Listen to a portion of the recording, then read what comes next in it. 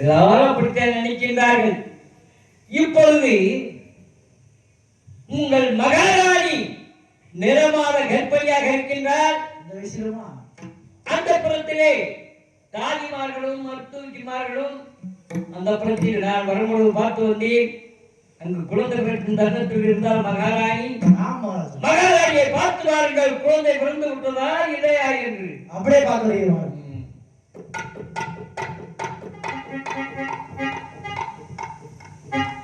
அமைச்சரே, மகாராணிக்கு குழந்தை பிறந்து விட்டது. குழந்தை பிறந்து விட்டது. ஆமா ராஜா. அண்டவா சர்வேஸ்வரா, குழந்தை பிறந்திருக்கின்றது. அமைச்சரே, மகாராஜா என்ன குழந்தை என்று பார்த்தீர்களா?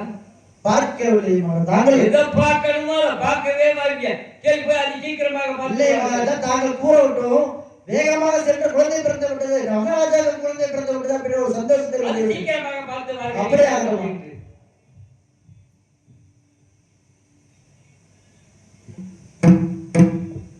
அமைச்சரே, தெளிவாக போனவர்கள் இப்பொழுது தலைவிழுந்து வருகிறீர்களே, காரணம் அறியலாமா? மகாராஜா, தாங்களுக்கு இந்த நாட்டில் மூன்றாவதாக ஒரு ஆண் குழந்தை வேணும். ஏற்கனவே நம்மளுக்கு நாகேஸ்வரி நாட்டை ஆள்வதற்கு மூன்றாவது ஒரு ஆண் குழந்தை வேணும். போகாத கோயில் இல்லை, ஏறாத மலை இல்லை, செய்யாத பூசைகள் இல்லை, அத்தனையும் செய்து கூட இந்த ஆண்டவன் நமக்கு மூன்றாவதாக பெண் குழந்தையை பிறந்து விட்டது. மகாராஜா,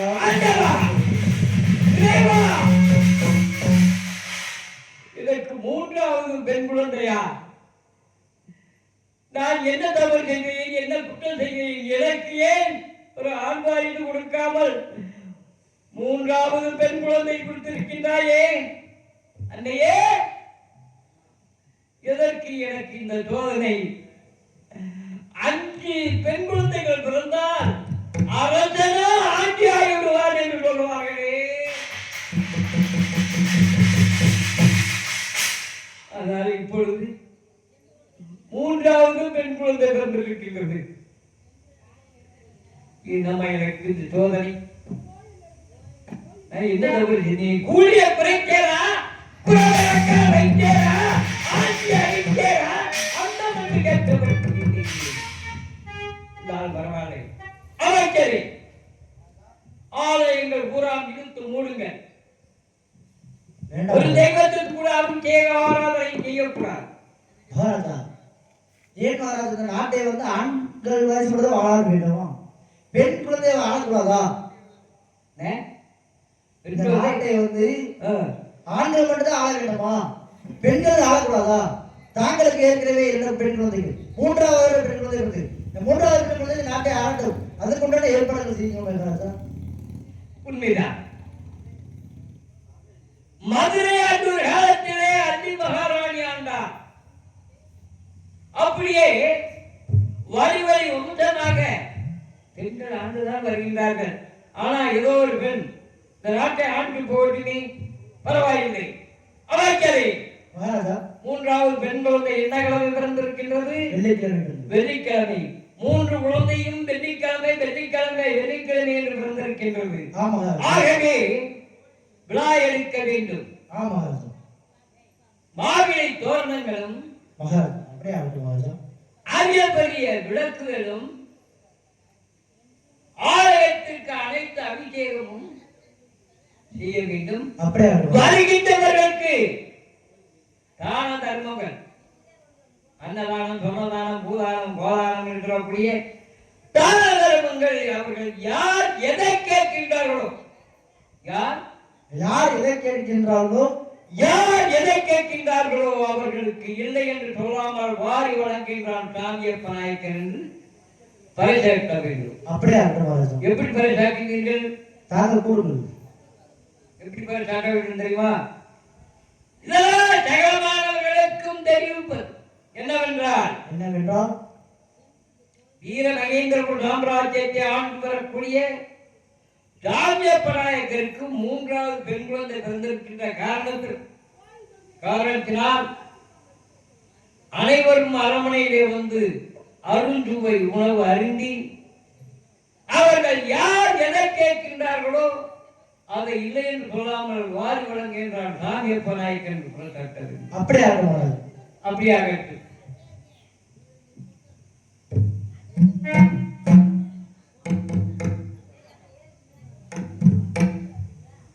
அதாகப்பட்டது என்னவென்றால் வீர மகேந்திர மன்னரை ஆளக்கூடிய சாமி நாயக்கருக்கு மூன்றாவதாக பெண் குழந்தை பிறந்த காரணத்தினால் யார் இதை கேட்டாலும் இல்லை என்று சொல்லாமல் வாரி வாரி வழங்கி சாமியோ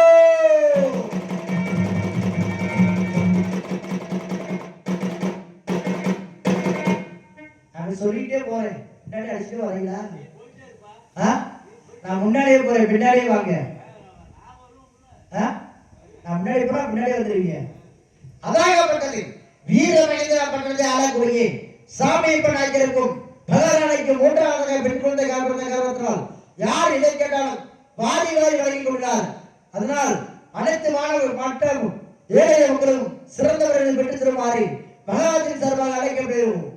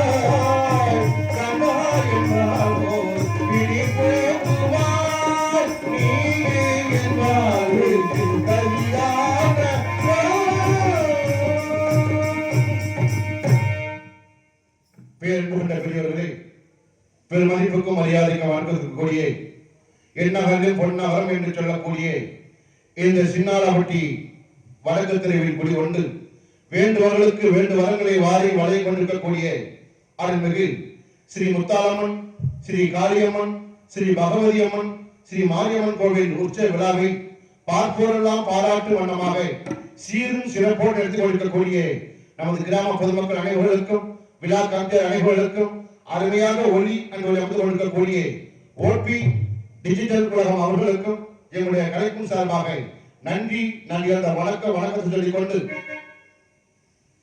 இந்த விஜயமான போய் ஆளக்கூடிய முத்துமாணிக்கம் செட்டியார் என்னுடைய பெயர். என்னுடைய மனைவியின் பெயரோ துளசி அம்மாள். எங்களுக்கு வேண்டுமென்ற பொன் பொருள் நவரத்தினங்கள் வைரம் வைடூரியம் அனைத்தும் இருந்தாலும் கூட ஆனால் இந்த இறைவன் இறைவனை வணங்காத நாட்களே இல்லை. எப்பொழுது பார்த்தாலும் நானும் என் மனைவியாலும் இறைவனையே நினைத்து தினந்தனம் இறைவனை வணங்கி கொண்டிருக்கின்றோம். ஆனால் அப்படி இருந்தால் கூட அனைத்து செல்வத்தையும் கொடுத்த இறைவன் எனக்கு ஒரு குழந்தை செல்வத்தை கொடுக்கவில்லை. என்னை பற்றி கூட பரவாயில்லை. என்னுடைய மனைவி வீதியில் நடந்து கொள்ளும் பொழுது அதோ போகிறாள் பா, பிள்ளை இல்லாத பாவி, மக்கள் எல்லாம் ஆபாவி என்று மக்கள் எல்லாம் என்னுடைய மனைவி ஏசி பேசுகிறார்கள். அவளால் வீதியில் நடக்க கூட முடியவில்லை. என்ன செய்வது? இறைவனுடைய சோதனை என்றுதான் நினைக்க வேண்டும். நாங்கள் செய்யாத தான தர்மங்கள் இல்லை. வந்தவர்களுக்கெல்லாம் தான தர்மங்களை வாரி வழங்கிக் கொண்டிருக்கின்றோம். அனைத்து தெய்வ ஆலயத்திற்கும் சென்று அங்கு 6 கால பூஜைகள் சிறப்போடு செய்து இறைவா எங்களுக்கு அத்தனை செல்வங்களை கொடுத்திருக்கின்றார். ஆனால் இருந்தாலும் கூட பிள்ளை செல்வத்தை எங்களுக்கு கொடுக்கடவே ஆண்டவா என்று கேட்டான். அந்த இறைவன் ஏதோ பாராமுகமாக இருந்து கொண்டிருக்கின்றார். நாம் என்ன செய்வது? நாம் ஒன்று நினைத்தால் இறைவன் ஒன்று நினைத்துக் கொண்டிருக்கின்றார். ஏனென்றால் மனிதன் நினைப்பது ஒன்று, இறைவன் நினைப்பது ஒன்று. ஆகவே மனிதன் நினைப்பது ஒன்று, வாழ்வு நிலைக்கும் என்று இறைவன் நினைப்பதொன்று, பாவம் மனிதன் என்று. இறைவா, எத்தனையோ நாடகங்களை ஆக்கிக் கொண்டிருக்கிறீர்கள். அதில் நானும் அந்த நாடகத்தில் ஒரு கதாபாத்திரத்தில் ஆக்கி விட்டேன். இறைவா, இறைவா, இன்னும் பாராமல் இருந்து உழைக்கின்றாயே, எனக்கு ஒரு பிள்ளை செல்வத்தை கொடு இறைவா. இறைவா, என்ன செய்வது இறைவா? மனிதன் நினைப்பதுண்டு,